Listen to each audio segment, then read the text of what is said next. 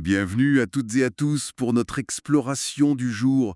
Aujourd'hui, on se penche sur euh, l'expérience des toutes premières vagues de surf à Lacano.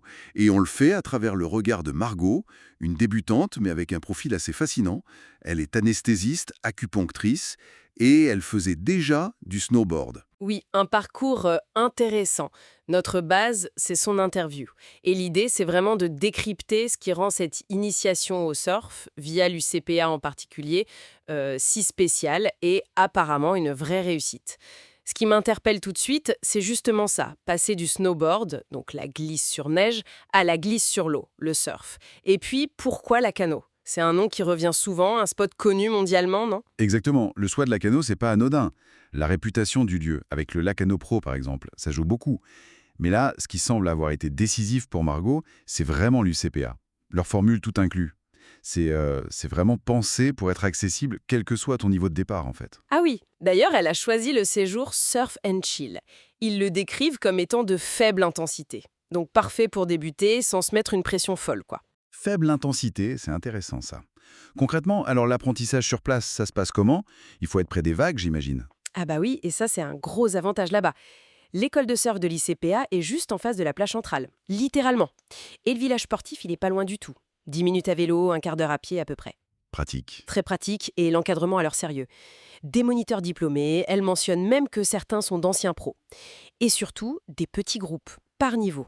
8 personnes max. Ça c'est bien, oui, pour progresser. Voilà. La progression, elle est assez classique, hein. Tu commences sur le sable pour la technique, la rame, comment se lever, et puis très vite, hop, dans les mousses. Les mousses, ah oui, les petites vagues près du bord. C'est ça, les vagues déjà cassées, idéales pour prendre confiance. Et ensuite, on essaye les petites vagues un peu plus loin. Le fameux défi de l'équilibre sur la planche, j'imagine que c'est ça le plus dur au début, non? Tout à fait. Margot le dit, c'est la difficulté numéro 1 au départ. Mais elle note aussi qu'on progresse vite. Son passé de snowboardeuse a dû aider, non? Pour l'équilibre général. Probablement, même si, bon, l'océan, c'est un environnement très différent, beaucoup plus mouvant que la neige. Mais oui, ça a dû jouer un peu. Le séjour comprenait 5 séances avec moniteur et le matériel est fourni pendant ces cours. Ce qui est pas mal aussi, c'est qu'on peut louer du matos en dehors à un tarif intéressant si on veut pratiquer plus. D'accord. Et au-delà du surf lui-même, la vie au village UCPA, comment c'est? C'est souvent une part importante de l'expérience globale, ce genre de séjour. Absolument. Et c'est un point que Margot souligne positivement. Le centre a été rénové pour 2025, donc tout neuf ou presque, et il a l'air très bien équipé. Genre piscine, ce genre de choses. Oui, piscine, mais aussi terrain de tennis, de padel, beach volley. Elle parle même d'activités en option, payantes, comme une initiation au wakeboard. C'est assez complet. Et pour dormir? Ce sont des chambres partagées, à 2, 4 ou 5 personnes. Elle précise que c'était propre et confortable. Et pour les repas, c'est pension complète, avec des buffets variés, viande, poisson, pâtes, légumes, desserts. La formule classique UCPA, pratique et conviviale. Justement, cette ambiance UCPA, on en entend souvent parler. Qu'est-ce qu'elle en dit, Margot? Est-ce que ça aide vraiment à rencontrer des gens, surtout si on part seul? Alors ça ressort vraiment comme un point fort. L'ambiance est décrite comme super conviviale. Il y a des soirées organisées, des jeux, parfois des petits concerts. Ça facilite énormément les contacts, c'est clair. Mhm. Mais elle dit aussi, et c'est important, qu'on peut tout à fait s'isoler si on préfère être au calme. C'est cet équilibre qui est apprécié, je crois. Le choix entre le groupe et son espace perso. Et pour ceux qui hésitent à partir seuls, c'est une crainte fréquente, oui, et elle partageait cette appréhension au début. Mais ça s'est vite envolé. Elle donne un chiffre assez parlant d'ailleurs. Environ 65% des gens dans son groupe étaient venus seuls. Ah oui, quand même. Donc, on est loin d'être une exception, et puis, le format même du séjour pousse à l'intégration. Les chambres partagées, les activités en groupe, les cours de surf où on est avec des gens du même niveau, ça se fait très naturellement en fait. La moyenne d'âge était autour de 30 ans, mais l'ambiance est décrite comme très ouverte, pas de jugement. En gros, tu n'es jamais seul, sauf si tu décides de l'être. Et le cadre même de la cano, ça doit jouer aussi dans l'expérience globale. Ah oui, bien sûr.